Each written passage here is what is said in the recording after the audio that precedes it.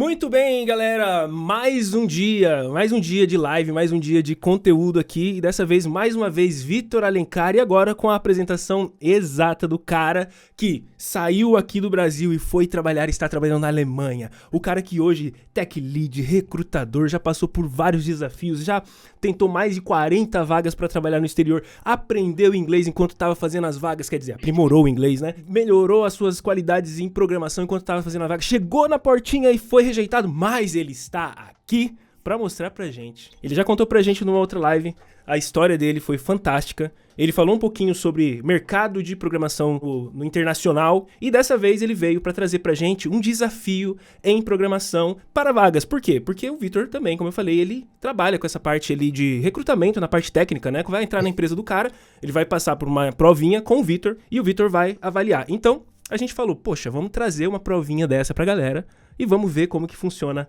tudo isso. Vitão, fala aí, cara. Quer se apresentar um pouquinho mais, além do... Hoje meu cargo ele é gerente de engenharia, né? Então, assim, hoje eu tô fazendo as entrevistas por conta disso. Então, para situar a galera, quando tem vagas, por exemplo, no meu time, no time de alguma outra pessoa, eu sou a pessoa que vou estar entrevistando os desenvolvedores, né? Então, não só na entrevista técnica, mas em outras entrevistas também, porque, assim, até já dando um pouco de spoiler, a entrevista técnica é só um passo.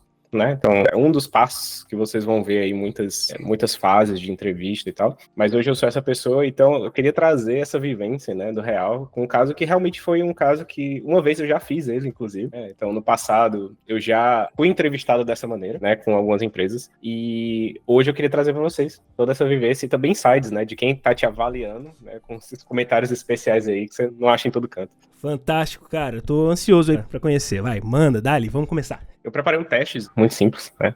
Que vou mostrar logo na sequência, para a gente treinar algumas das habilidades, e aqui é mais voltado para React, né? Então, um dos desafios que eu passo hoje na empresa é relacionado ao React, então eu pensei em alguma coisa que fosse simples, mas que desse para a gente ver em todos os níveis, tanto do Júnior, como do Pleno ali, como de um Sênior, né? O que eu esperaria de cada um, então acho que dá para todo mundo, né? Tanto para quem está começando, para quem já programa, para tirar alguma coisa, tirar alguma inspiração. Então, a gente pode começar o seguinte, eu estou com um projeto limpo e seco, tá? Eu estou com um projeto com Next aqui de JS, mas pode ser qualquer projeto React, na verdade, e eu criei ele aqui só para a gente ter uma noção mais ou menos do que a gente poderia estar fazendo. Eu fiz um readmezinho explicando o que é o desafio. Vitor, então, aí nessa hora que eu queria saber, a pessoa que ela vai pegar esse desafio, ela vai pegar um readme dessa maneira? Como é que funciona o primeiro momento? Vai lá, você avaliou os currículos, avaliou ali as pessoas e vai mandar uma mensagem para a pessoa. Como que seria essa parte aí? Exatamente. Então, quando você vem para uma entrevista dessa, de code interview, né, que a gente vai estar fazendo como se fosse um pair programming aqui, então, uma das primeiras coisas é justamente sentar com a pessoa que vai estar te entrevistando, ela vai te apresentar quais são os requisitos, né? O que é o teste, o que é esperado. Dependendo do teste, existem muitas coisas que você tem que perguntar. Então, o primeiro passo, a primeira dica que eu daria para todo mundo é ter certeza de que você entendeu o que o teste está pedindo.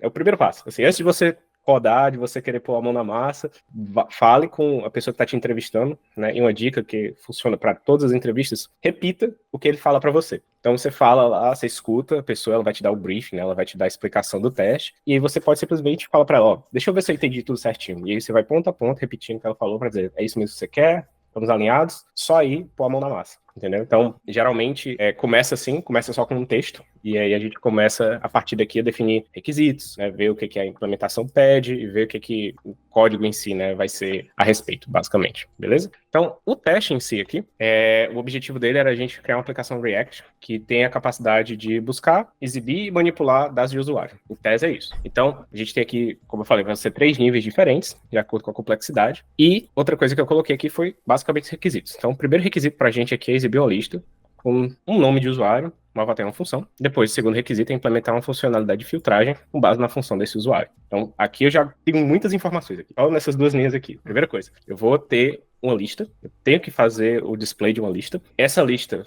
ela tem algumas informações, né? O usuário em si, ele tem avatar, função, nome, e eu tenho que fazer uma filtragem. Então, isso aí já me deixa pensando, opa, peraí que eu tenho que lidar com o estado, né? Eu vou manipular esse estado, então eu tenho que prestar atenção nisso. Uma informação que eu gosto de deixar também, porque assim, a gente tem vários níveis de pessoas que acompanham a gente. E as pessoas muito iniciantes, elas têm essa dificuldade de olhar esse texto e tentar saber.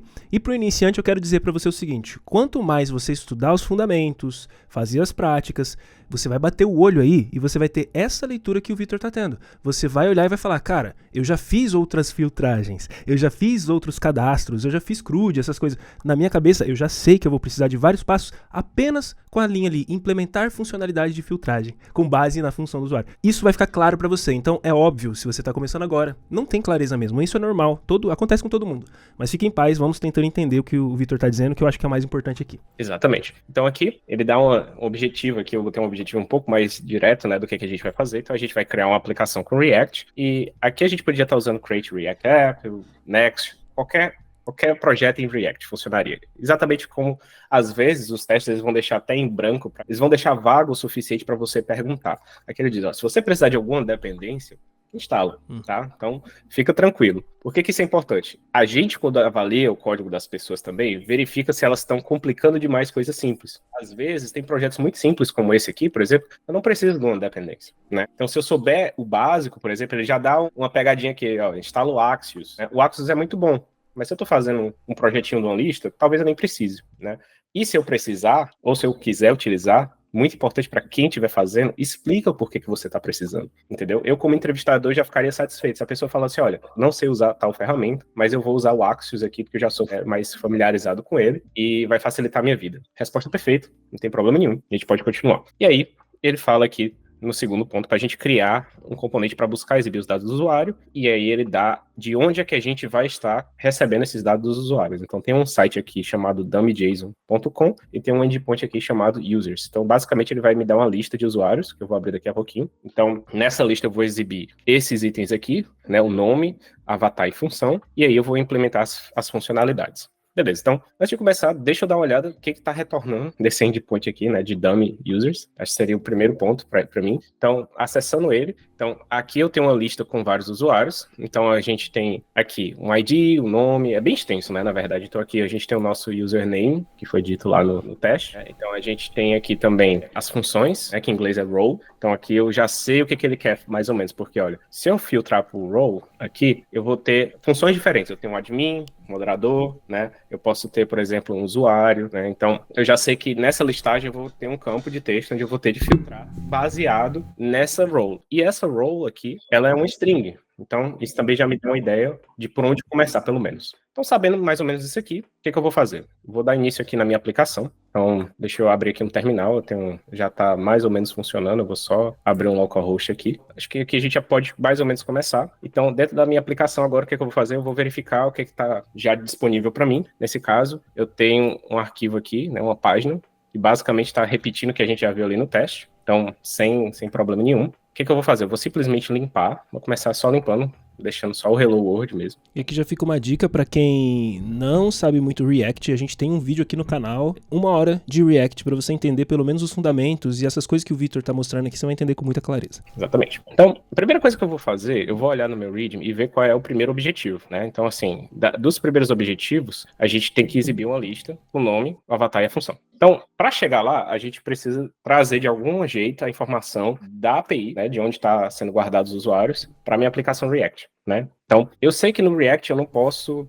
simplesmente fazer uma chamada em qualquer lugar, né? Por exemplo, se eu estivesse usando só JavaScript, o Node, qual seria o jeito de fazer uma chamada para um back-end, né, para um servidor? Eu poderia assim, vir aqui, dar um fetch, e aqui eu teria essa função, e aí eu poderia simplesmente fazer isso aqui, e funcionaria. Até funciona nas versões mais novas do Next.js, mas como a gente não está contando exatamente como um framework, isso aqui não funciona no React. Então eu sei que isso aqui é o que a gente chama de side effect, né? Então a gente precisa buscar esse dado em algum lugar e trazer ele para a nossa aplicação. Ele não vive com a nossa aplicação, por isso ele é considerado um efeito colateral.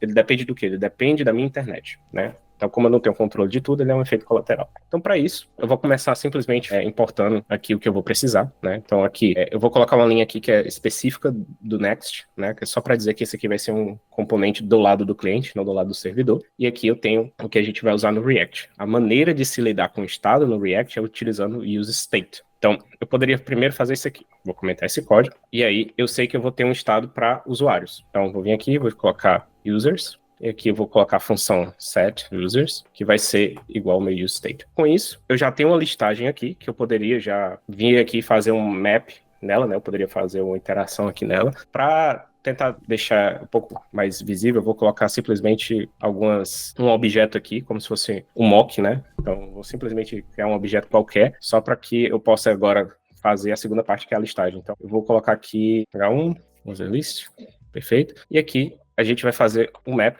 desse usuário, certo? Então, o que foi que eu fiz? Eu peguei a minha lista de usuários que eu acabei de criar, ela é hard-coded, né, como a gente chama, eu simplesmente criei um objeto com nome qualquer aqui, e eu usei o map, que no JavaScript ele vai iterar dentro dessa lista, né, então para cada item dessa lista, e aqui eu coloquei uma imagem, já fazendo o uso dessas propriedades dessa lista. Então, se eu tivesse aqui outro objeto, pode ser qualquer coisa aqui, eu já teria aqui outro elemento. Então, mais ou menos aí eu já estou conseguindo pegar uma lista e mostrar alguma informação dessa lista. Agora vamos tentar fazer isso com a lista de usuários que vem do meu back-end. Para isso, a gente precisa considerar, de novo, que esse fetch aqui é um efeito colateral. E a maneira de se lidar com efeitos colaterais no React, quando a gente está fazendo chamadas à API, é utilizando o use effect, porque é um efeito colateral, effect, então use effect, a gente vai lidar com side effects. Então, o que eu vou fazer?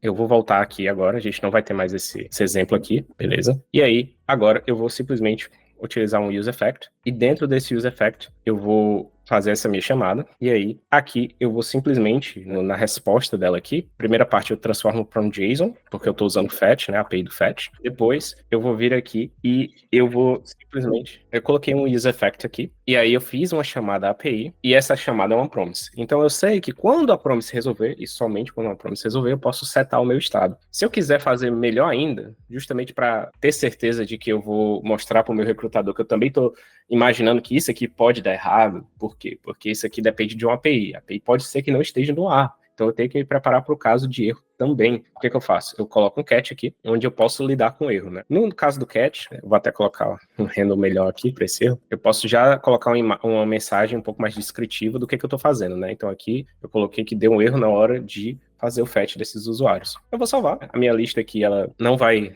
funcionar por hora, porque agora, o que eu preciso fazer? Eu preciso, de fato, ter certeza que a minha lista de usuários existe, né? Então, a gente pode tentar se preparar para isso também. Vou deletar aqui por enquanto. E aí a gente pode fazer uma verificação. Como eu tenho acesso à lista de usuários, seria sempre legal a gente fazer uma verificaçãozinha que se a minha lista estiver vazia, eu vou retornar algo como carregando. Que isso aqui também mostra que eu me importo na forma de mostrar para o meu usuário que algo está acontecendo na página.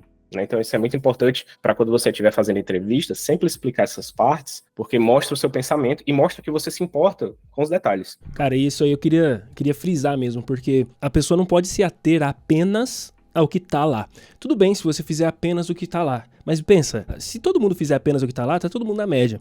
Se você vê um pequeno detalhe e pensa e coloca, o que a pessoa que vai estar te avaliando vai pensar? Cara, que legal, essa pessoa, ela dá passos além, ela tá pensando num todo, ela tá pensando no detalhe, essa pessoa tem um valor diferente em relação àquelas que estão fazendo o mais... Tá tudo bem fazer o médio, só que você pode entender que se você fizer além do médio, você provavelmente vai ser um destaque. Exatamente. E aí, como entrevistador, de vez em quando, eu gosto de fazer essas perguntas, né, para a pessoa que está sendo entrevistada, falando assim, cara, e o que acontece se a API não estiver no ar? Levou isso em consideração? E claro, se eu souber responder, já é muito bom. Mas se você souber responder e estiver fazendo, levando em consideração, é melhor ainda. E aqui a gente vai agora poder simplesmente carregar os usuários, tá? E, deixa eu vir aqui. Aí aqui eu tô com erro agora, por causa que esse data, por exemplo, eu não sei o que tá vindo da minha API.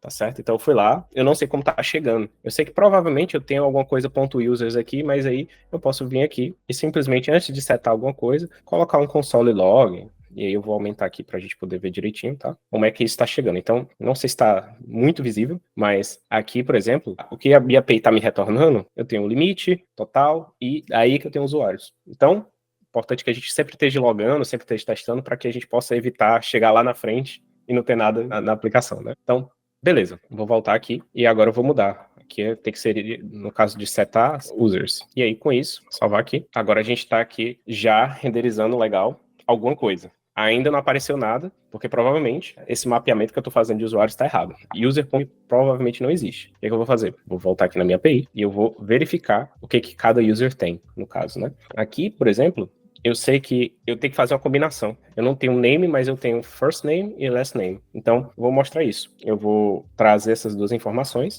né? Deixa eu fechar aqui, vou voltar aqui, vou trazer eles para cá. Então aqui eu tenho user.firstname, user.lastname. Se eu salvar, eu já estou renderizando todos os meus usuários. Deixa eu apontar uma coisa que o Namiso falou também, que eu achei legal. O Namiso já preveu uma outra coisa. Ele falou, cara, se a lista vier vazia de fato, porque às vezes vai retornar vazia, pra sempre vai ficar um load ali pro usuário. Olha que legal, né? Quando você vai percebendo essas nuances, né? Exatamente. E aí, fora isso, a gente tem que apresentar uma imagem também, né? Então, eu vou separar isso aqui num elemento, né? Eu vou criar um P pra esse carinha aqui. E já a gente deixa bonitinho, porque eu coloquei o Tailwind também pra gente fazer uma coisa um pouco apresentável, mas eu vou colocar aqui uma imagem, e aí eu vou, da mesma forma, eu sei que aqui eu não tenho user.avatar, né, eu tenho user.image, e aqui eu posso utilizar, parecido com o que eu fiz aqui, eu posso utilizar um aqui, um ID, eu posso descrever qual vai ser o out dessa imagem, né, por enquanto, eu vou simplesmente dizer que vai ser o first name desse usuário aqui. Então, salvar. E o primeiro objetivo que a gente tinha tá mais ou menos pronto, né? Eu tô, de fato, mostrando aqui uma lista de usuários com seu nome e seu avatar. Para dar uma clareza aqui pro Felipe até, no começo você falou que tem os níveis, né? O iniciante, o intermediário, o avançado. Ele pediu aqui para você ir comentando qual que é o iniciante, o que é avançado e tudo mais. A gente tá no iniciante, tá certo? Que é literalmente faz uma chamada na API e mostra alguma coisa na tela. Daí eu vou... Não se preocupe, que assim que a gente for subir nos níveis eu mostro para vocês. Mas aí, então, com isso a gente já tem parte da nossa funcionalidade, agora a gente tem que se preocupar com o filtro, né? Então, o filtro, ele também é um estado da minha aplicação. Imagina só como é que você faria uma filtragem. Eu imagino que a gente teria um campo de texto, onde eu vou colocar qual vai ser qual vai ser o acesso desse usuário e eu vou pesquisar por ele. Então, o que a gente vai fazer? Deixa eu até colocar aqui outro P, só para mostrar qual é o nível de acesso desse usuário, né? Olha só, deixa eu tirar essa classe aqui. Então, aqui a gente tem cada usuário com seu nível de acesso. E aqui, o que eu vou imaginar agora? Eu vou ter um outro estado para guardar a minha filtragem. Então, para isso, eu vou usar uma tática, né? Muito parecida com o que eu usei para setar os meus usuários. Eu só não vou precisar recuperar esses dados da minha API. Então, eu posso fazer o quê? Filter. Eu vou ter aqui um estado para guardar o filtro. E o filtro vai ser um texto. Tá certo? E aí, com isso, eu vou ter que ter um campo onde eu possa fazer essa filtragem. Aqui embaixo eu vou criar um input, do tipo texto, e aí eu vou colocar um evento nesse input, tá certo? Por quê? Porque toda vida que eu digitar alguma coisa, eu quero que agora eu salve o que eu estiver digitando nesse campo de texto, beleza? Eu vou estilizar o filtro para ficar mais visível, porque senão ele tá aqui, mas ele vai ficar extremamente pequenininho, tá? Então, não se preocupe, eu vou só colocar umas classes aqui. Pronto, acho que tá um pouquinho mais visível, né? Tem uma bordinha azul ali. Então, com isso, eu já tô salvando, né, dentro do meu estado, toda vida que eu digitar alguma coisa, ele tá salvando no React. Mas, eu não tô filtrando esses valores, né? Então, o que eu preciso fazer? Eu preciso criar uma outra variável que vai agora pegar o resultado da minha filtragem, vai realmente fazer a filtragem e vai me retornar uma lista com os dados filtrados. Então, esse é o passo para a gente cumprir ali os dois primeiros requisitos, beleza? Então, o que eu preciso fazer? Eu vou criar uma função que ela vai fazer a filtragem para mim. Então, beleza, eu vou vir aqui, vou chamar ela de filtered users. E aí, o que esse cara vai fazer? Eu vou ter que filtrar pela role. Então, eu vou ter aqui a minha lista de usuários, que é o meu users, ponto. E aí eu vou fazer um filter do JavaScript. Deixa eu fechar isso aqui. E nesse filter, eu vou ter para cada usuário, então, aqui vai ser user. O que ele vai fazer? Ele vai pegar o primeiro... Aqui ele tá pegando o primeiro nome, mas não é exatamente o que eu quero.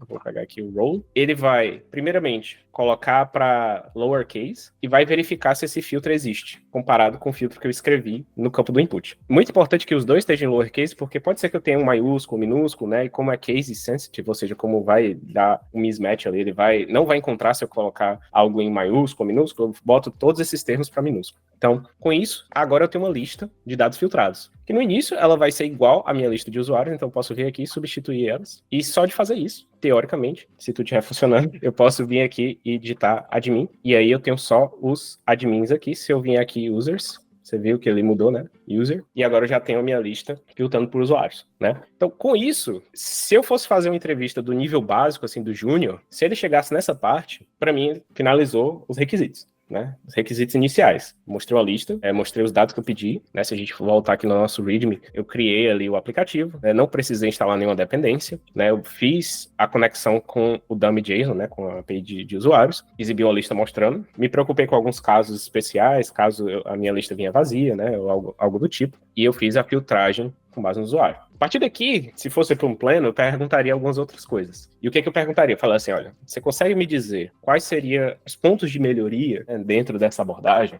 Que ela é uma abordagem muito simples, né? Então, o que é interessante a gente notar aqui? Por exemplo, o filtro de busca aqui, ele deixa eu digitar qualquer coisa. Ele não é muito escalável. Porque se eu quiser combinar, agora eu vou ter que criar mais estados para cada coisa, né? Então, ele não está tão flexível. Né? Eu apontaria esses pontos. Fora que, por exemplo, aqui nós temos também, eu estou utilizando o useState 2 vezes. Então, estou criando dois locais na minha aplicação onde eu estou guardando estado. Né? E para um pleno, por exemplo, é muito importante entender que como é que a gente pode deixar mais performático, como é que a gente pode simplificar as coisas. Então, primeiro de tudo, essa funcionalidade de busca por usuário só funcionaria nessa página. Se eu quisesse ter várias outras páginas na minha aplicação, eu teria que sair copiando e colando. Não é legal, né? Então, já não é tão escalável, não está tão organizado e dá, vamos dizer assim, dá espaço para a gente cometer alguns erros, né? Então, a gente pode corrigir isso. Então, a partir daqui, eu faria mais agora como é que o segundo passo, um pouco mais difícil, é como é que um pleno chegaria e organizaria esse código, né? A primeira coisa. Então, a primeira coisa que eu faria aqui, eu vou tentar transformar isso aqui numa unidade lógica só. Por quê? Porque os dois são dependentes, né? Então, eu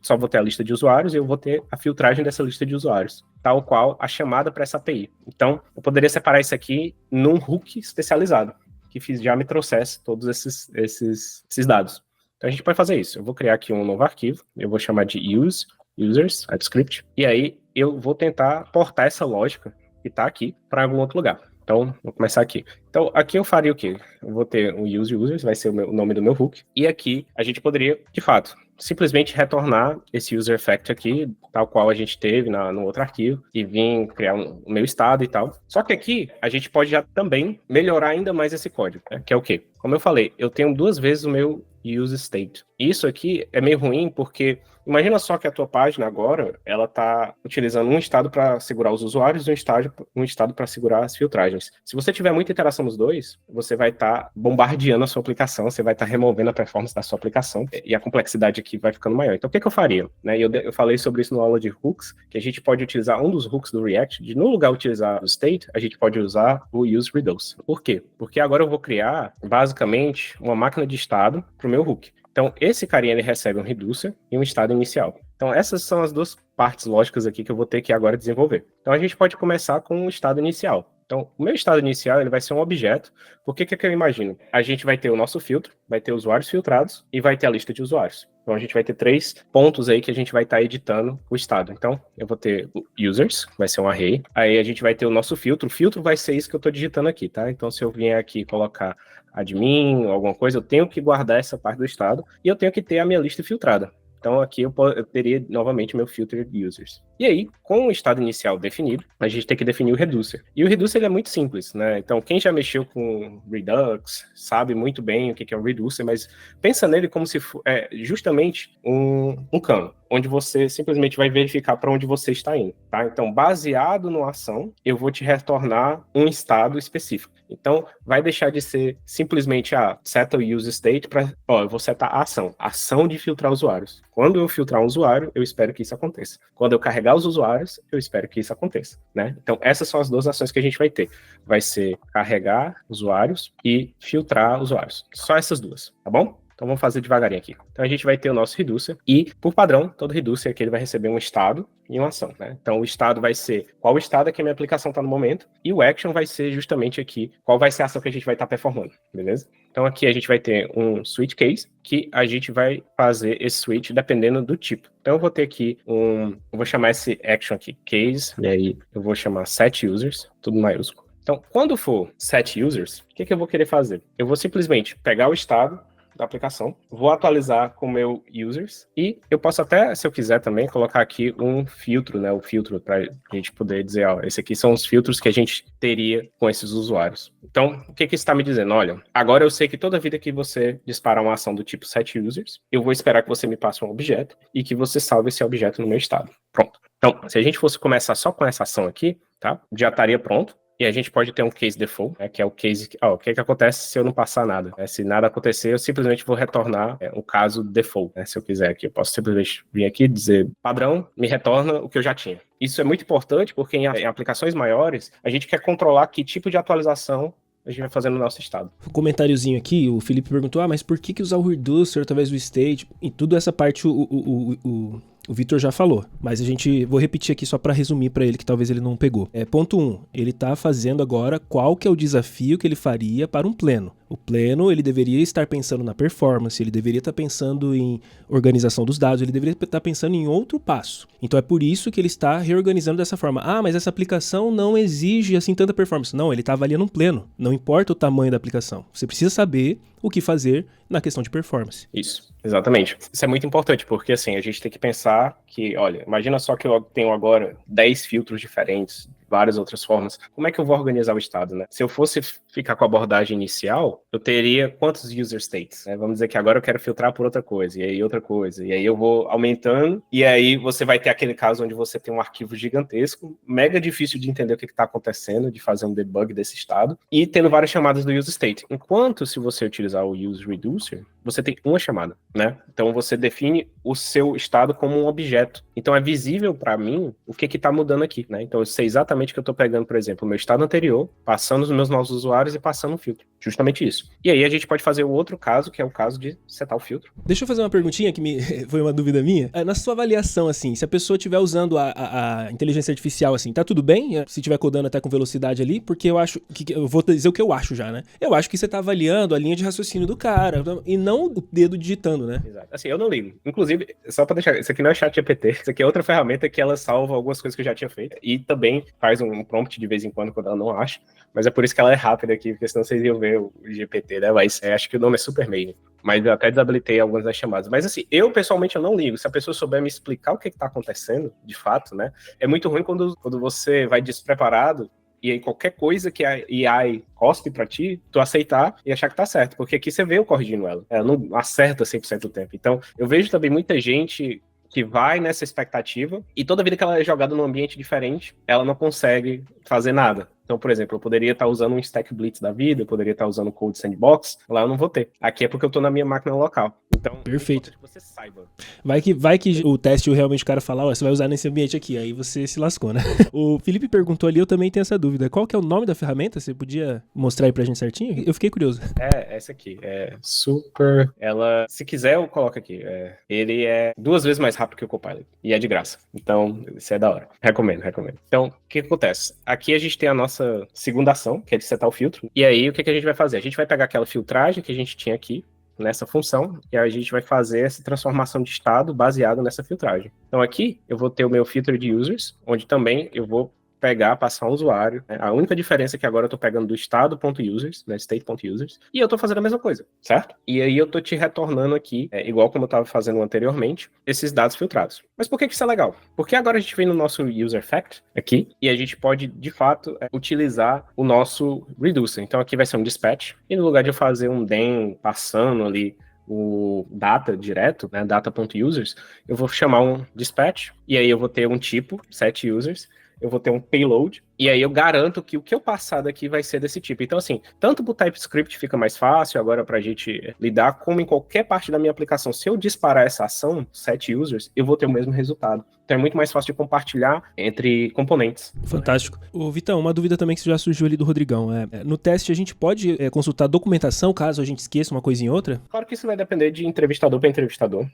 A minha abordagem, e eu vejo de muita gente, muitos dos testes que eu faço, eu deixo você usar o Google. Eu não quero que você tenha uma enciclopédia na cabeça, que não é um bingo de adivinhação, né? Mas é muito mais de você me mostrar o seu intuito. Existe. Por exemplo, teve testes que eu fiz a aplicação não funcionou, mas porque eu estava explicando tão bem para o entrevistador, ele entendeu que eu sabia. Ele falou, cara, deve ser alguma besteira, deve ser alguma coisa muito simples que a gente não viu aqui, porque pair programming é isso, né? É você perguntar e responder. E não interessa tanto, assim. É muito importante que você tente, né? Fazer a aplicação passar, tudo bonitinho. Mas o mais importante é que você fale o que você está fazendo. Que você mostre o seu conhecimento. Que é o ambiente que você tem de demonstrar para passar confiança para a pessoa. Dizer assim, olha, eu sei o que eu estou fazendo, eu faria dessa forma, e assim que eu faria numa aplicação real. É essa a mentalidade. Assim, pode usar, pode olhar a documentação, né? Por exemplo, eu utilizo muito Tailwind. Eu não decoro as classes do Tailwind, eu estou sempre olhando nas documentações. Né? Então, não é um problema, mas é muito importante que você treine para ficar o mais confortável possível de dizer assim, não, eu sei o que eu estou fazendo, eu posso olhar? Não é isso. Então, continuando aqui, o que a gente pode fazer aqui, só mais uma funçãozinha, que vai ser a função de setar o filtro, né? A gente tem aqui o filter, e aí, basicamente, a gente vai receber um filter, vai ser o quê? Aquela string que a gente vai passar no nosso componente, e aí, aqui, eu vou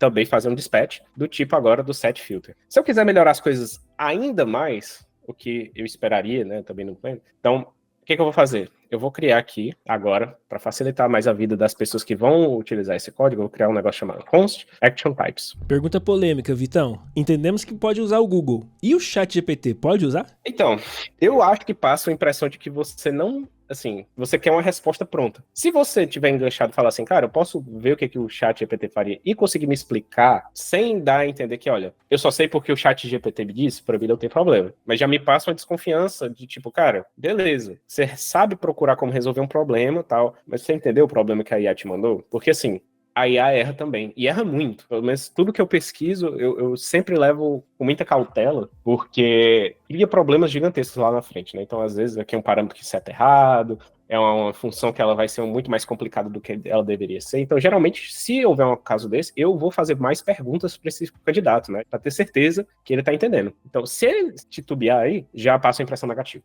Então, não recomendo, a menos que você realmente fique empacado e assim, e a pessoa ali não consiga te ajudar, porque, entenda, pair programming é um ajudando o outro. Então, eu tô aqui treinando como se eu fosse trabalhar com você. Então, se eu tiver parado, empancado, eu tenho que pedir ajuda, né? Isso eu avalio também. Você tá pedindo ajuda ou você tá tentando resolver tudo da cabeça, né? Porque a gente sabe como resolver o teste. A gente criou o teste. Você vai perguntar pra gente? Ou você vai perder tempo no GPT, né? Então, eu acho que vale mais a pena você conversar com uma pessoa que tá te entrevistando e tentar fazer ela te desenganchar ali, né? Te tirar ali de onde você estiver empacado, beleza? Então, eu criei aqui esse action type simplesmente para criar constantes para os nossos tipos, né? Então aqui fica muito mais fácil agora eu vir e chamar minha... Vai ter o de set users e vai ter de set filters aqui. E aí eu posso utilizar a mesma coisa dentro dos meus use cases, né? Então fica muito mais centralizado, fica muito mais fácil de manter esse código agora, porque se eu quiser mover, né? Se tiver vários lugares da minha aplicação utilizando essas ações, agora eu mudo aqui o nome dela e todo mundo já atualizou, né? Então isso aí é uma preocupação que eu espero de um plano. E aí, acho que a única coisa que está faltando a gente fazer aqui é retornar. Então a gente pode retornar agora os nossos usuários, o nosso filtro e os nossos usuários filtrados, vamos por assim, né? Então, com isso, esse hook já deve estar funcionando. Então a gente já tem uma lista de usuários e já temos os filtros aqui, né? Eu posso simplesmente chamar de filtro também aqui, pra deixar compatível com o que a gente tinha antes, né? Com isso, a gente consegue ter uma ideia melhor. Então eu criei um hook que agora ele está reutilizável, ele está mais claro, parece mais código, mas na verdade não é. O código mais controlável, eu diria, e está mais fácil da gente utilizar eles. Então eu esperaria isso mais ou menos assim de um plano, porque me passa mais confiança de que se ele pegar uma code base, ou se ele pegar desafio de algo que já está criado, ele vai saber melhorar essa aplicação.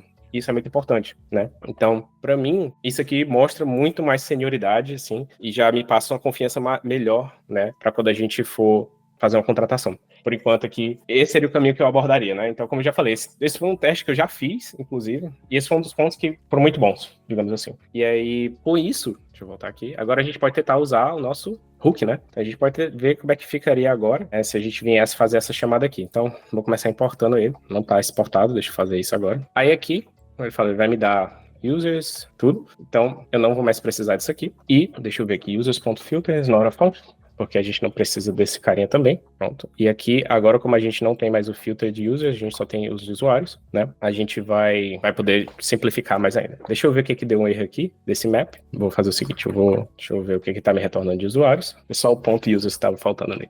E aí, se tudo der certo, tudo funciona da mesma forma que estava funcionando antes. Só que agora, quem for utilizar o meu código, olha só como fica mais limpo, né? Aqui que agora eu simplesmente tenho um hook que está encapsulando toda aquela lógica que estava distribuída no componente. E aqui eu posso ter vários componentes agora utilizando essa filtragem. Então tá bem mais escalável. Fazer um comentáriozinho, eu estudei React ali em 2019, né? Foi como aluno da Rocket City, fiz um aplicativo que eu precisava fazer e tudo mais, e eu ficava incomodado, cara, que eu não conseguia tirar a lógica do componente. Eu não sei se naquela época, 2019, tinha os hooks customizados. Eu acho que não tinha. E eu ficava pensando, cara, isso é uma zona, porque tá tudo misturado, cara. A lógica com a interface, mas o React é uma bosta. Eu ficava sempre nessa. Lá pra frente, aí fui ver que tinha como separar. Eu falei, agora o React tá bonito. Eu só parei de estudar mesmo, mas eu acho que quando eu voltar a estudar, eu acho que eu vou começar a gostar mais do React. Isso é muito bom, né, cara? Porque assim, ó, imagina só que eu tivesse outro componente aqui. Vou chamar qualquer coisa. E aqui, agora eu poderia simplesmente vir aqui, fazer isso,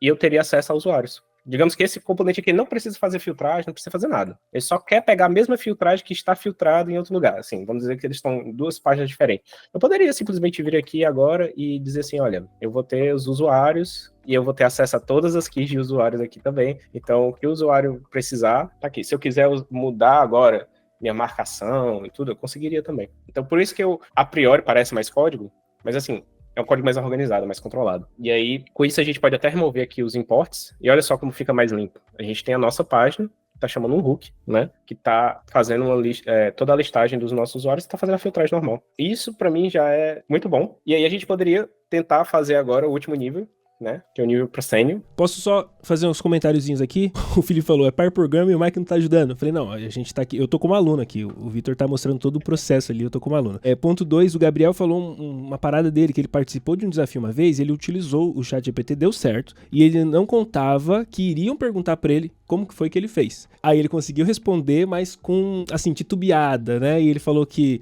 passou, deu certo, mas houve umas ressalvas da pessoa técnica ali, olha, cara, dá pra melhorar isso daí, não vamos só usar o ChatGPT.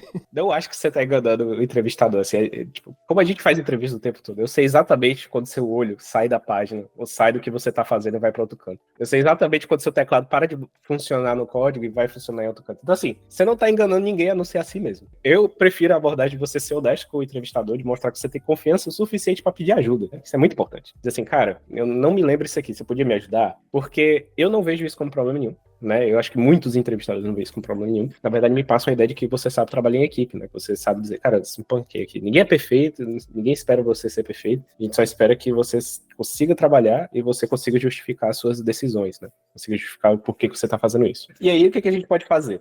Por último, o que eu pediria? Fala assim, ó, beleza, aqui tá até um nível pleno, digamos assim. Eu tenho ali minha interface, tá tudo funcionando. Tá tudo normal, legal, né? O que o sênior viria aqui? O que estaria faltando, né? Então, assim, como sênior, eu me preocupo, não só com essa aplicação, mas como essa aplicação ela vai conversar com outras. Eu me preocupo como é que eu vou estar garantindo que outros desenvolvedores também vão se sentir confortáveis de estar lidando aqui com esse código. Uma das coisas que está faltando aqui, a gente já tem ele gritando aqui, por exemplo, o que é esse usuário? Esse usuário não é nada, né? Tipo assim, é qualquer coisa. Por isso que a gente já errou aqui inicialmente. Eu poderia colocar o URL, eu poderia fazer esse erro aqui, né? E aí a aplicação quebrou. Então, como sênior, para mim, é fundamental que eu use TypeScript. Esse projeto ele já está configurado para usar TypeScript, mas a gente não criou nenhum tipo, né? Então, como é que eu faria rapidamente num teste para mostrar para o entrevistador que eu me preocupo com tipos, né? E eu vou dar uma dica muito boa que eu dou para todo mundo. O que eu vou fazer? Eu vou aqui no meu dummy.json, no lugar eu vou copiar cada coisa aqui e tal, vou perder muito tempo nesses tipos, né? Vou falar, ó, eu vou, por questão de conveniência, né? O que eu vou fazer? Eu vou utilizar uma ferramenta que gera os tipos a partir de um objeto JSON. Tá ok? Tá bom? Então eu vou vir aqui e aí eu uso essa ferramenta, eu gosto muito de utilizar ela para protótipos, para essas coisas chamadas QuickType, né? Então aqui, por exemplo, eu já tinha colocado anteriormente, né? O que ela vai me dar? Ela vai me dar todas as interfaces, né? Eu posso escolher qual vai ser a linguagem, eu posso escolher como é que eu vou querer representar elas. Então eu poderia simplesmente vir aqui, copiar esses tipos e eu vou agora criar um arquivo chamado types. E aí eu vou copiar todos os tipos para cá. E agora, em 2 segundos, assim, eu já consegui tipar toda a resposta dessa aplicação. Era exatamente o que eu queria, né? E aí, para isso ser mais interessante, a gente pode vir aqui e tipar essa resposta, né? Esse data que vem para o nosso dispatch aqui, eu poderia simplesmente chamar de payload aqui, por exemplo, e passar o tipo dele, né? Então, eu poderia dizer que payload vai ser igual a data.users, e eu posso vir aqui agora dizer que esse aqui vai ser do tipo user, e agora tem um tipo user, vai ser um array de usuários. Por que é legal? Porque agora esse payload, por exemplo, ele vai estar tipado, né? Então, poderia vir aqui, dizer payload, ponto, alguma propriedade, né? Se eu der um map aqui, pronto, aqui dentro desse for each eu tenho acesso ao usuário, então user, ponto, e aí eu tenho todas as informações daquele usuário. Isso aqui já é uma qualidade de vida muito boa para quem está desenvolvendo. Então, eu tenho de me preocupar que eu não vou estar trabalhando no vácuo, eu vou trabalhar com pessoas, né? Então, para a sanidade delas e minha, é muito importante que a gente considere isso também. E aí a gente pode vir aqui e simplesmente simplificar um pouco. Não só isso, né? A gente pode tipar a gente pode ir além. Né? Então aqui, por exemplo, ainda os meus tipos, né, de estado inicial, eles não estão me dizendo muita coisa, né? Então a gente poderia vir aqui e criar o nosso tipo, ó. Vou lá. Posso ter o tipo da minha action, ela vai ter sempre um tipo e um payload, e aqui a gente vai ter qualquer coisa no payload, então não precisa me preocupar muito. E eu posso criar o meu tipo do state. E aqui, parecido com a minha resposta ali, eu vou ter uma lista de usuários, que agora vai ser do tipo um array de usuários, o meu filtro ele vai continuar sendo string, e o que eu posso fazer aqui agora é tipar tanto o meu state como a minha action. E aí, com isso, o que eu retornar a partir daqui, eu já consigo utilizar dentro da minha aplicação de uma forma muito mais interessante, né? Então, por exemplo, se eu vier aqui, o meu user agora eu tenho todas as propriedades dele. Eu posso mudar. Se você disser assim, Vitor, eu não quero mais que isso aqui seja user first name, eu quero que seja o last name agora. Se é possível, eu veria que, beleza. Agora eu já tenho essa informação e eu já posso utilizar ela aqui. Isso para mim já é uma qualidade de um sênior, porque ele já sabe, ele se preocupou de, olha, eu tipei a resposta da minha API para que toda a tua aplicação agora, ela consiga ter um tipo correto, né? Então, é claro, a API pode mudar o tipo, isso não impede de dar um erro em runtime, mas, pelo menos para quem está trabalhando na aplicação agora, eu sei que esse tipo vai estar correto, né? Com esse snapshot que a gente tem aqui, dada essa resposta que eu tive, né? Se a API não mudar, né? Se não tiver nenhuma breaking change, tá tudo certo. E isso vale para qualquer coisa que eu for fazer aqui agora, né? Então, eu sei que agora usuários é um array, eu sei que esse array é do tipo usuário, eu sei que o usuário tem milhares de keys dentro dele, né? Então, eu conseguiria fazer um cover de TypeScript. Enquanto a minha aplicação está coberta, porque isso é muito importante. E o que me leva ao último ponto que eu acho interessante, que é a gente se preocupar com testes, né? Então, uma das coisas que é importante para um sênior também, e isso eu valorizo muito, ele se preocupar em testar a lógica da aplicação. Então aqui, a nossa aplicação em si, ela não está fazendo muita coisa, né, essa parte aqui. Mas se a gente for agora dentro do nosso hook, né, a parte boa de ter criado um hook só para isso, que a gente pode testar ele isolado. Esse hook agora ele pode ser testado muito mais fácil, sem depender de uma página, sem depender de estar dentro de um componente XYZ, né? Então a gente pode vir criar um teste para ele. Vou criar rapidamente um teste aqui em cima. Deixa eu ver aqui. Vou até deletar o que já tinha aqui. Pronto. Vou deletar e a gente vai fazer passo a passo. Então assim, esse carinha aqui, eu já adicionei nesse projeto algumas bibliotecas, né? Então já tenho o React Test Library, já tenho Fatmock e algumas outras coisas, justamente para facilitar para a gente não perder muito tempo, mas é uma coisa que eu recomendo todo mundo, se estiver fazendo um teste para sênior, se preocupar muito com testes, porque é uma das coisas que mais pesa, né? Então, assim, mesmo se você não tiver tempo para fazer, por favor, tenha tempo para explicar a importância de testes e como você abordaria testes, né? Isso aí é fundamental. Então, aqui eu vou simplesmente colocar um teste.teste, .TypeScript, e aqui a gente vai fazer passo a passo. A primeira coisa que eu tenho que ter em mente é que esse hook, ele tem um efeito colateral que depende de uma API. Então, quando ele depende de uma API, eu tenho que fazer o meu teste, entender que, olha, meu teste ele não pode ir para o servidor e voltar. Ele tem que rodar sem internet. Então, tem que ter uma ferramenta que vai interceptar essa requisição e me retornar um dado mocado, um dado hard-coded. Então, para isso, a primeira coisa que eu vou importar aqui vai ser o Fatmock. E essa, justamente aqui, eu tenho uma biblioteca que me ajuda a fazer esses mocks com Fat, né? Então, se eu estiver usando Fat, eu posso utilizar ele para mocar uma resposta do servidor. E aí, a gente vai importar o nosso hook, né? Então, aqui a gente tem o nosso users, não ficou muito bom. E aí, a gente teria aqui os imports do que a gente vai precisar ali de renderizar um hook, né? Então, tem aqui import, render hook, do React Testing Libraries. E vou ter outro import muito importante, que é esse wait for, que é justamente para quando eu estiver lidando com chamadas API, coisas assíncronas, né? Eu tenho que fazer o meu hook chamar e eu tenho que fazer ele esperar que algo retorne, beleza? Por último, mas não menos importante, quando a gente está testando hooks, a gente tem que ter em mente que a gente tem que fazer uma mímica ali do que seria o React agindo em cima daqueles hooks. Para isso, a gente utiliza um cara chamado Act. Então, aqui, ó, vou importar ele também, tá? Que é do meu DOM. O que é isso? Basicamente, ele vai simular como se fosse uma árvore HTML para performar uma ação para agir, né? Por isso o nome Act, de acordo com o que eu precisar dentro do meu hook. Logo em seguida, eu vou criar um mock, que é como se fosse uma representação do que a API iria me retornar. E aí a gente pode criar alguma coisa bem simples, na verdade. Eu vou chamar só de users, vai ser um array,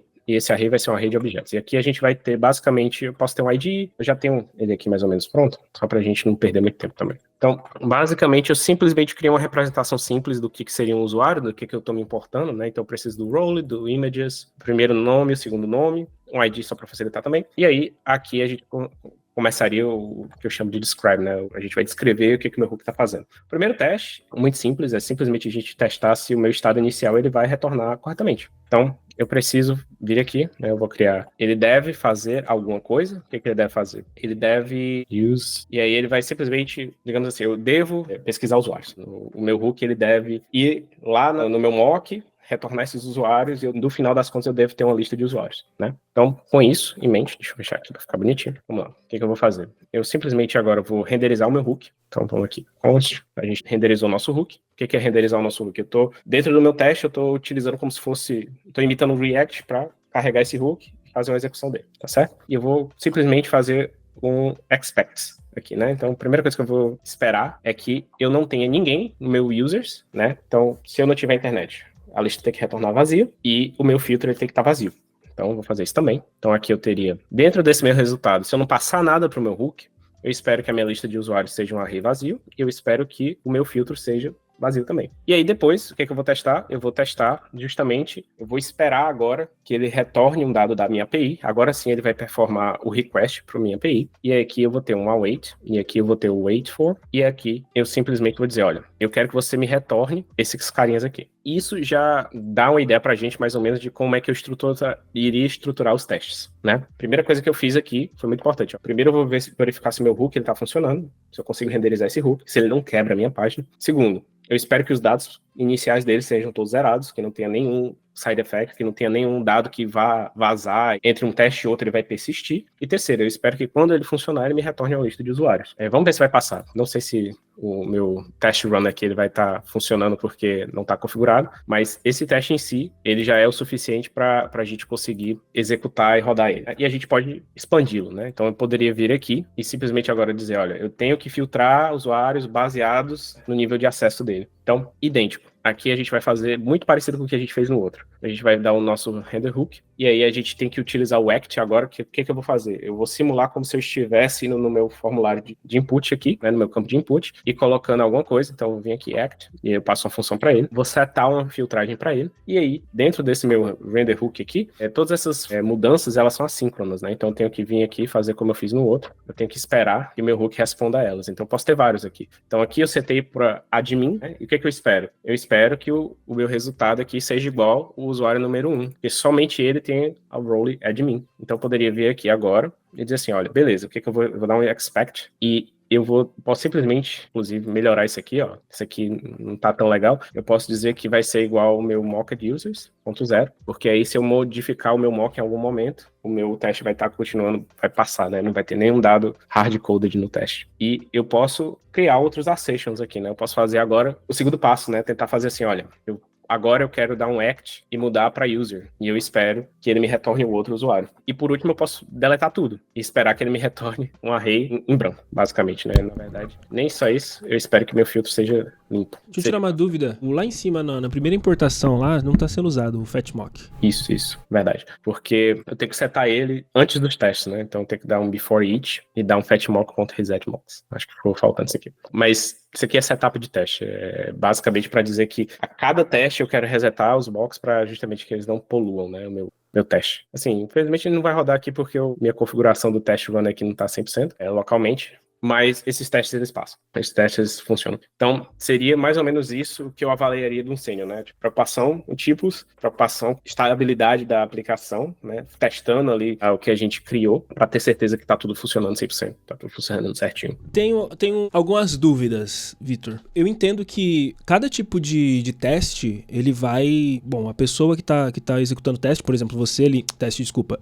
Não esse tipo de teste aí, tá? Que eu tô dizendo. Eu quero dizer avaliação. Avaliação do candidato. Você que tá avaliando o candidato, você define algumas coisas básicas e fundamentais. Essa definição, ela é dita para a pessoa ou é uma coisa que está na sua expectativa? Então, às vezes é muito já dito no projeto, né? Por exemplo, se isso fosse um projeto é aqueles home assignments, né? Que é o quê? Que você vai em casa, você cria uma aplicação, é uma expectativa minha. É uma expectativa que, olha, a gente quer uma cobertura de testes, um sênior extremamente importante. Se for um teste que é um pair programming, pode ser algo que venha a ser abordado, né? Então, já tive também experiências onde ele falou, beleza, agora testa o que você fez. Porque é muito importante que você faça uma implementação que seja fácil de testar também, se você for um sênior, né? Que não é simplesmente, eu criei 3 user effects, e aí se eu fosse te pedir, tá, mas testa eles agora, né? Como é que seria isso? Então, é algo que é bom você se preparar, você entender, porque um dos efeitos colaterais interessantes é que quando eu começo a pensar em testes, até para fazer esse teste, eu começo a pensar em soluções melhores, né? Porque eu começo a pensar em casos que a gente pode não estar cobrindo, casos que eu não levei em consideração, né? Então, por isso eu acho importante ver a questão de testes também, saber, né? Não que você precise implementar eles, inclusive, numa entrevista, mas se for o caso, você sabe, e se não for, você sabe explicar o porquê que você fez determinada solução. E aí a segunda dúvida que é daí sequência, porque eu queria entender a primeira. Se, por exemplo, o escopo tá aberto, né? Você chegou ali e falou, cara, é isso daqui e tudo mais. Se a pessoa vem, aí que eu queria entender isso daqui, se a pessoa vem, pensando na engenharia, numa engenharia maior, assim, vamos pensar que ele vem dificultando, ele vem fazendo assim, não, cara, eu vou já fazer aqui uma arquitetura limpa, já vou colocar aqui, já vou fazer tudo em TDD. Pra você que tá ali, no pair programming, você fala assim, mano, puta, essa vaga aqui era um pleno, o cara tá exagerando demais. Ou você pensa assim, pô, legal, essa vaga aqui é um pleno e esse cara é um sênior. Como que é a sua visão, assim, nessa hora? É muito de direcionamento, né? Então, a pessoa que está te entrevistando, ela vai te direcionar para o que ela quer saber, né? Então, eu, como entrevistador, se eu quiser verificar se a pessoa realmente toma cuidado com essas coisas, né, de senioridade, assim, não é, a minha expectativa não é nem tanto que ela vai sai criando tudo na mão, né? Que me prove por A mais B. Mas só o dia que ela é confortável de chegar e setar um teste simples desse, já me diz muito sobre ela, né? Então pode ser também que você fale sobre isso. Mas é muito de quem tá te entrevistando, ele vai te direcionando, né? As perguntas que a gente vai fazendo é justamente pra gente, que a gente sabe quais são os tipos de resposta que você vai dar. Por isso que é importante, assim, se for para o que acontece muitas vezes, por exemplo, a gente tem entrevista para sênior, e a solução que a pessoa faz é muito simples. Não se preocupa com essas coisas. Então, geralmente, quando a gente vai avaliar, eu tenho uma planilha com várias pontuações diferentes, pesos diferentes, para vários atributos que a gente está olhando. Então, o que é que eu faço? Eu pego o projeto da pessoa e vou avaliando. Utilizou TypeScript, ganhou X pontos, né? Melhorou isso aqui, tá? Beleza, trocou testes, beleza, um peso a mais. E isso vai, no final, ela vira uma pontuação que meio que dá um norte pra gente, né? Pra ser até fácil de reproduzir também. Então, assim, do contrário, pode acontecer também, e na verdade, esse é o melhor caso para você. Se você não precisa fazer algo que seja over-engineer, né? Que você vá também, tipo, você não vai perder todo o tempo do seu teste só explicando o teste. Isso aí seria errado. Mas aí a pessoa vai te direcionando. Ela vai falar, não, beleza, eu entendi que você sabe aqui, vamos se preocupar com pontos X, Y, Z. Mas o que você quer mostrar que sabe, justamente porque quando chega passando desse ponto, né, que você faz uma entrevista legal, isso aqui vira critério de desempate. Isso aqui vira critério para você poder negociar um salário, né? Já aconteceram várias vezes comigo também, que eu fiz uma aplicação muito boa, eu entreguei mais do que eles estavam esperando, nesses testes assim, e a oferta inicial que me fizeram não era tão atrativa, e eu consegui negociar salário a partir disso. Então, tipo, eu posso até mostrar, recebi e-mails dizendo assim, olha, como o seu desempenho no teste foi fenomenal, a gente vai subir para X. Uma pergunta também do Namius ali é, qual é o nível de TypeScript que você esperaria de um sênior? Esperaria que ele fosse capaz já de criar os tipos complexos, com generics, condicionais, etc. Do sênior, né? E aí eu vou adicionar uma pergunta também. Se um pleno vem adicionando um TypeScript, para você também é um plus? TypeScript é o mundo, né? Então, o importante é que você saiba utilizar e que você consiga colocar no seu teste, na sua aplicação, o mínimo de TypeScript para deixar elas muito fácil de ser utilizada. Então, tipo assim, não necessariamente, a não ser que seja uma vaga focada nisso, não acho que vai precisar que você seja muito mirabolante com os tipos. Tipo assim, se você utilizar um genérico ou algo do tipo, é legal que você saiba. Você pode mostrar isso de várias formas. Se você estiver fazendo o home assignment, né, o teste que você leva para casa, às vezes é legal você mostrar essas suas capacidades. Mas num teste como esse, eu só espero que você consiga tipo uma aplicação, para que fique fácil da gente utilizar o hook, utilizar os dados e conseguir ter uma previsibilidade disso. Então, não é esperado, por exemplo, que você crie interfaces e saiba estender interfaces, né? Se você tipou a aplicação, isso aí já é o suficiente. E aí, Vitão, o que mais? Chegamos? Eu acho que é isso. Passou de teste, passou TypeScript. A gente fez escalabilidade aqui, a gente melhorou performance, né? Porque uma das coisas que a gente nem falou tanto é justamente esse hook também, ele vai melhorar a performance porque a gente está utilizando menos instâncias do use state, né? Então, internamente, você consegue ter você controlar os side effects de forma melhor. E a gente conseguiu estruturar a aplicação. A única coisa que ficou faltando, que seria interessante caso tivesse tempo, né? Coisas que eu mencionaria, por exemplo. Agora, a gente não tem tanto tempo para fazer assim, mas, por exemplo, eu dividiria isso em componentes, né? Tipo assim, olha, esse input aqui, por exemplo, talvez fosse interessante. E o bom, digamos assim, do React, hoje é muito fácil a gente fazer isso, né? Então eu poderia vir aqui, criar filter input, por exemplo, e aqui deixa eu dar um return, poderia fazer isso aqui e só passar para dentro desse componente, por exemplo, o meu filter e o meu set filter, por exemplo. E a gente poderia fazer isso e jogar para um arquivo separado, né? Então eu poderia vir aqui, mover para um arquivo separado. E tá tudo funcionando, né? Então eu falaria um pouco disso, de como estruturar a aplicação, porque isso aqui são componentes que podem ser reutilizáveis, né? Tanto a parte da listagem aqui, isso aqui poderia ser um componente, quanto a parte aqui do filtro em si. Mas isso aqui são coisas que eu posso mencionar, não preciso necessariamente fazer, para que você mostre a sua capacidade, né? Porque ainda tá muito alinhado para esse componente especificamente, né? O React, ele quer que você crie componentes, né? Componentes reutilizáveis, né? Então eles têm que ser muito simples, de preferência ter pouca lógica dentro deles, para que a gente possa utilizar eles como blocos de Lego, né? Então, daria para falar daquela composition, né, que na hora de componentes, que poxa, aqui a gente tem esse card aqui que tem a imagem, nome e role, mas se você quiser fazer diferente, depois eu faria assim, eu sei que a gente não tem tempo. Legal, né? Porque se você fala o que você poderia fazer mesmo com pouco tempo, a pessoa fala, pô, legal, cara, tem esses conhecimentos. Acho que esse é o ponto que a gente tem que falar aqui na live. Às vezes você não vai ter tempo de fazer tudo, mas conforme você vai colocando a sua linha de raciocínio, o que é que você está pensando para melhorar o produto, como que você está pensando nos mínimos detalhes, você vai deixando claro pro entrevistador de que você tem o domínio daquilo. E é muito de você passar essa confiança, né? De você chegar e falar, olha, eu faria dessa forma, porque XYZ. Isso aqui seria um ponto de melhoria, porque XYZ, né? De novo, aqui não é para você jogar a aplicação para produção, mas é para você pensar como se fosse. O link do desafio para quem quiser tentar depois, e eu recomendo para pessoa que tá fazendo essas experiências. Aqui você viu a maneira do Vitor estar resolvendo algumas coisas. A minha dica é, cara, como você faria? Tudo bem que você assistiu o vídeo, mas sozinho agora, pegando o desafio e tentando, colocando, abrindo ali o projeto e do zero você fazendo e tentando trazer toda a linha de raciocínio. Ah, Mike, mas não é a minha linha de raciocínio, é do Vitor, mas é aí que tá o lance. Se você treina dessa forma, você já tá conseguindo adicionar linhas de raciocínio na sua vida. E eu acho que é desafiador, se você não é acostumado a fazer isso, desligar esse vídeo e tentar ir fazer sozinho, vai ter um baita de um desafio. Tá? Você vai encontrar muitas falhas na sua linha de raciocínio e isso vai te ajudar e vai te fortalecer. Então, eu deixo esse desafio aí pra você que tá assistindo.